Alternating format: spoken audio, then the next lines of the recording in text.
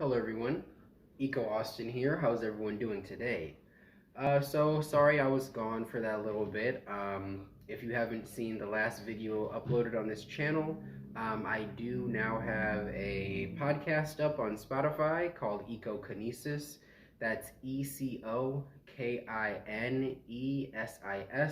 And there are already 4 episodes on there. So make sure you give that a listen. It's free on Spotify. Just give it a follow, and we can go from there. So today, I would like to talk about something that's been on my mind. I've done some article writing and writing books here and there about it, and it's basically the environmental movement and the classism that's interwoven in it that I feel like needs to be addressed. So green tech policies often ignore low income communities when they're the ones that need them the most. I'm not understanding this. So these low income communities are closer to factories, coal plants, uh, industrial farms, all the things that lead to a decrease in, you know, a person's well being. You know, there is a decline in health within these communities, and that reflects exactly what I'm trying to say. So, electric cars such as Tesla, energy efficiency, adding solar panels onto housing, all of that is being discussed among wealthy liberals with talks about climate change sprinkled in there affecting their future children. But that's kind of funny because low income neighborhoods are already facing the problems that they will face in the near future. And they're dealing with environmental degradation as we speak for years now.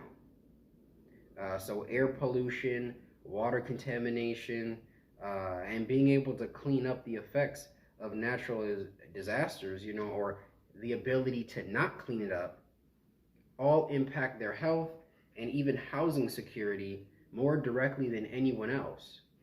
They need our support. They need the support from people with money in order to help them get out of that position. And it's just this, perpetual cycle of, being down and out, and things continue to get worse and worse, and you can't escape it because while that property value is decreasing, the property value of nicer, quality of air, food, etc., keeps increasing. So that disparity, that gap, is getting larger and larger.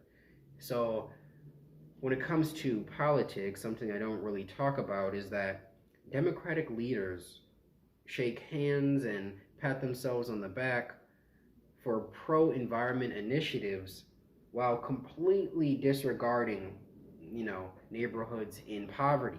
New industrial facilities are in turn built farther away from wealthy suburbs but closer to low income communities, and that makes wealthier liberals happier while making it way easier to ignore the pushback that people get on water and air contamination, to the alderman or to the mayor or anybody else when they don't have the money to back their movement. They don't have that strength behind what they're saying. People in poverty are simply not the target audience, and that's the problem.